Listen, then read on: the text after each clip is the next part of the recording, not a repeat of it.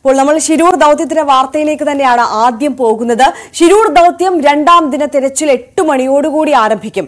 Dredger ഉപയോഗിച്ചുള്ള തെരച്ചിലിനൊപ്പം ഈശ്വർ മൽപ്പയും ദൗത്യത്തിൽ പങ്കാളിയാകും.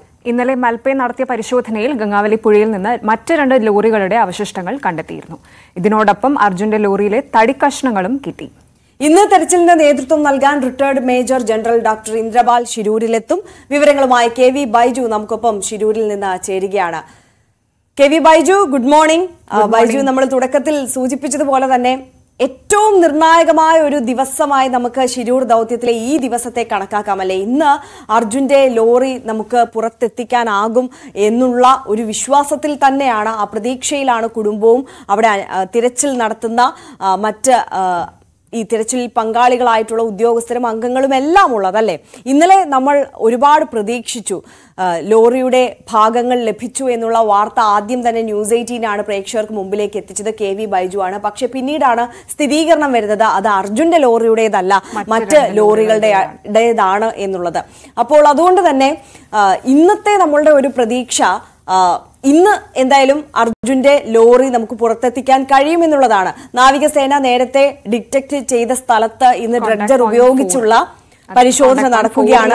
നാവികസേന അങ്ങനെ ഒരു ഈ ലോറിയുടെ പ്രസൻസ് നാവികസേന പറഞ്ഞിരുന്നത് ഈ CP4 എന്ന പോയിന്റിലാണ്. അത് കേന്ദ്രീകരിച്ചാണ് ഈ സെർച്ച് നടന്നുകൊണ്ടിരുന്നത്.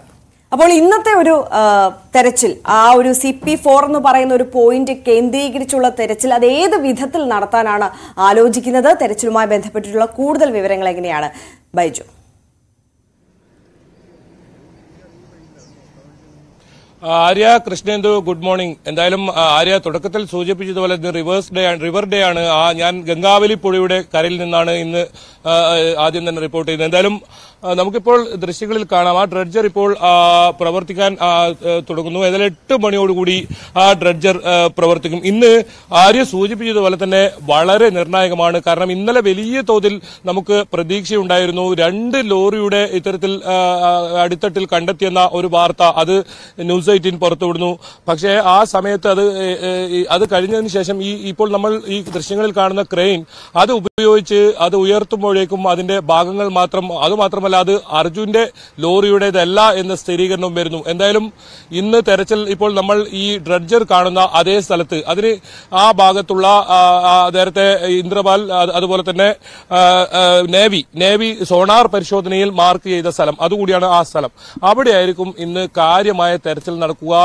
വലിയ തോതിൽ മണ്ണുകൾ അടിഞ്ഞുകൂടിയിട്ടുണ്ട് ഈ ലോറിക്ക് മുകളിൽ എന്നാണ് സോണാർ പരിശോധനയിൽ കണ്ടെത്തിയത്. അതുകൊണ്ട് തന്നെ ആ മണ്ണുകൾ കൃത്യമായി നീക്കം ചെയ്യുകയായിരിക്കും ഇന്ന് പ്രധാനമായും ഉണ്ടാകുക. അതിനും അപ്പുറം ഇതിൽ മറ്റൊരു പ്രധാന പ്രത്യേകത, ഇന്ന് ഈ ഡോക്ടർ മേജർ റിട്ടയർഡ് ഇന്ദ്രപാൽ അദ്ദേഹം ഇന്ന് ഈ തെരച്ചിലിന് നേതൃത്വം നൽകുന്നു എന്നതാണ്. കാരണം നമുക്കറിയാം, ആദ്യഘട്ടത്തിൽ തെരച്ചിൽ നടത്തുമ്പോൾ അദ്ദേഹത്തിന്റെ സാന്നിധ്യവും അദ്ദേഹത്തിന്റെ ഇവിടെയുള്ള ആ പരിശോധനകളും നിഗമനങ്ങളും ഒക്കെ വലിയ തോതിൽ ദൌത്യ സംഘങ്ങൾക്ക് അത് തുണയായിരുന്നു. അതുകൊണ്ട് തന്നെ ഇന്ന് അദ്ദേഹം വരുന്നത് ഒരുപക്ഷെ ഈ കുടുംബം അത്തരത്തിൽ ഒരു ആവശ്യം ഉന്നയിച്ചിട്ടുണ്ട്, ഈ ഇന്ദ്രപാൽ അദ്ദേഹത്തെ ഇവിടെ എത്തിക്കണം എന്നത്. അത് കണക്കാക്കിയാണ് കാർവാർ MLA ഇത്തരത്തിൽ അദ്ദേഹവുമായി ബന്ധപ്പെടുകയും ഇവിടെ ഒന്ന് എത്തണമെന്ന് അഭ്യർത്ഥിക്കുകയും ചെയ്തത്. അദ്ദേഹം ഏതായാലും എത്താമെന്ന് അറിയിച്ചിട്ടുണ്ട്.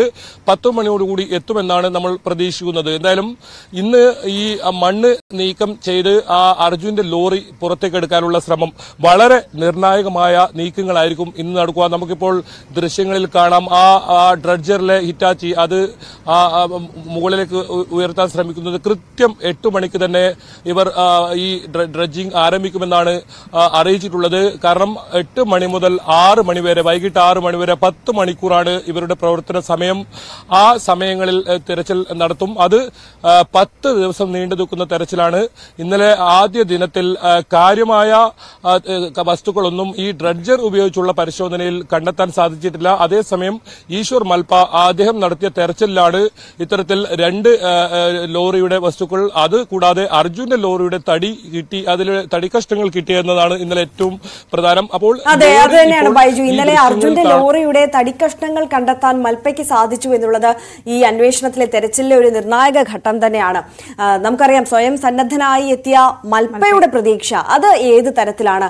ഇന്ന് കൊടുത്ത വാക്കിന്മേലാണ് അദ്ദേഹം എത്തിയിരിക്കുന്നത്. അപ്പൊ എത്രത്തോളം വൈകാരികമായ ഒരു കാര്യമാണെന്ന് നമുക്ക് മനസ്സിലാക്കാൻ സാധിക്കും. തീർച്ചയായും ബൈജു. അപ്പൊ ഞാൻ ചോദിച്ചു വന്നത് മൽപ്പയുടെ പ്രതീക്ഷ അതെങ്ങനെയാണ്? ഇന്ന് അർജുന്റെ ലോറി പുറത്തേക്ക് എത്തിക്കാമെന്നുള്ള ഒരു ആത്മവിശ്വാസം അദ്ദേഹത്തിനുണ്ടോ?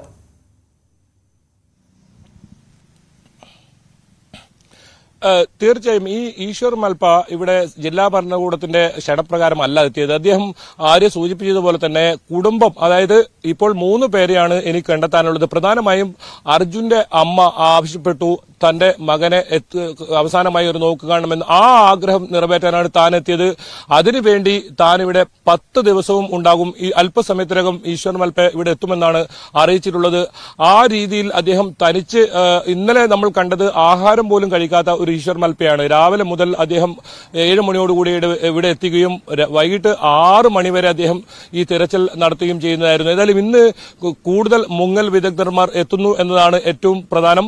6ഓളം മുങ്ങൽ വിദഗ്ധന്മാർ ഇന്നെത്തുന്നു. അവർ ഒരു സമയത്ത് തെരച്ചിൽ നടത്തുമ്പോൾ ഡ്രഡ്ജർ ഉപയോഗിച്ചുള്ള മണ്ണ് നീക്കിക്കൊണ്ടുള്ള പരിശോധന മറ്റൊരു ഭാഗത്ത് നടക്കും. അത്തരത്തിൽ സംവിധാനങ്ങളെല്ലാം പ്രവർത്തിച്ചുകൊണ്ടുള്ള ഒരു തെരച്ചിൽ വേണമെന്ന് തന്നെയാണ് കുടുംബവും ആവശ്യപ്പെട്ടിരുന്നത്. ഇന്നലെ ഉച്ചയ്ക്ക് ശേഷം ഡ്രഡ്ജർ ഉപയോഗിക്കുന്ന ഒരു സാഹചര്യം ഉണ്ടായിരുന്നില്ല. അതുകൊണ്ട് തന്നെ കുടുംബം അത്തരത്തിലൊരു ആവശ്യം ഉന്നയിച്ചിട്ടുണ്ട്. ഡ്രഡ്ജർ ഉൾപ്പെടെ, അതേസമയം ഈശ്വർ മൽപ്പ ഉൾപ്പെടെയുള്ളവർ ഒരേ സമയത്ത് നടത്തുന്ന തിരച്ചിൽ, അങ്ങനെയാണെങ്കിൽ മാത്രമേ ഇത് വേഗത്തിലാകൂ എന്ന ഒരു നിർദ്ദേശം കുടുംബം വെച്ചിരുന്നു. എന്നാലും ഇന്നും അഞ്ജു ഉൾപ്പെടെ, അതായത് അർജുന്റെ സഹോദരി അഞ്ജു ഉൾപ്പെടെ ഇവിടെ തന്നെ ഉണ്ട്. ഇന്ന് വൈകിട്ട് വരെ ഉണ്ട് എന്നാണ് അവർ അറിയിച്ചിട്ടുള്ളത്. എന്തായാലും കാലാവസ്ഥ വളരെ അനുകൂലമാണ്. നമുക്ക് പുഴയുടെ ഒഴുക്കൊക്കെ കാണാം. ചെറിയ ഒഴുക്ക് മാത്രമേ ഉള്ളൂ. ഇതിപ്പോൾ വേലിയേറ്റ സമയമാണ്. വേലിയേറ്റ സമയമായതുകൊണ്ട് തന്നെ കുറച്ച് വെള്ളം ഉയർന്നിട്ടുണ്ടാകാം. പക്ഷേ അതൊരു 3 മണിയോടുകൂടി വീണ്ടും ഇന്നലെ കണ്ട അതേ സമാനമായ അവസ്ഥയിലേക്ക് പോകാം. ആ മൺകൂനകളൊക്കെ നമുക്കിപ്പോൾ വ്യക്തമായി കാണാൻ സാധിക്കും. ഒരുപക്ഷെ കഴിഞ്ഞ ദിവസങ്ങളിലൊക്കെ നമ്മളിവിടെ എത്തുമ്പോൾ ആ മൺകൂനകളൊക്കെ ഒന്നും കാണാൻ കഴിയാത്ത ഒരവസ്ഥയായിരുന്നു. നമ്മളിപ്പോൾ ദൃശ്യങ്ങളിൽ കാണുന്ന ആ സ്ഥലം, അതാണ് CP4 എന്ന് ഡോക്ടർ ഇന്ദ്രപാൽ മാർക്ക് ചെയ്ത ആ സ്ഥലം. അവിടെയാണ് ഈ ലോറിയുടെ ഈ ലോഹഭാഗങ്ങൾ ഇന്ദ്രപാൽ നടത്തിയ പരിശോധനയിൽ കണ്ടെത്തിയത്. അതിന് സമീപത്താണ് സോണാർ പരിശോധനയിൽ കണ്ടെത്തിയ സ്ഥലം. ഏതായാലും ആ സ്ഥലം കേന്ദ്രീകരിച്ചുള്ള ഒരു തിരച്ചിൽ തന്നെയാണ് ഇന്ന് നടത്തുക. അത് ഡ്രഡ്ജർ ഉപയോഗിച്ച് അവിടെയുള്ള മണ്ണ് നീക്കം ചെയ്യുക, അതാണ് ഇന്ന് പ്രധാനമായും ഇന്നത്തെ ഈ ജോലി. അതേസമയം അതിനോടൊപ്പം തന്നെ ഈശ്വർ മൽപ്പ ഇത്തരത്തിൽ തെരച്ചിൽ നടത്തും. കൂടുതൽ മുങ്ങൽ വിദഗ്ധന്മാരെ ഉപയോഗിച്ച് ആ തെരച്ചിലും ഒരേ സമയത്ത് നടക്കും. ആ രീതിയിലുള്ള ഒരു തെരച്ചിലാണ് ഇന്ന് പദ്ധതിയിട്ടുള്ളത്.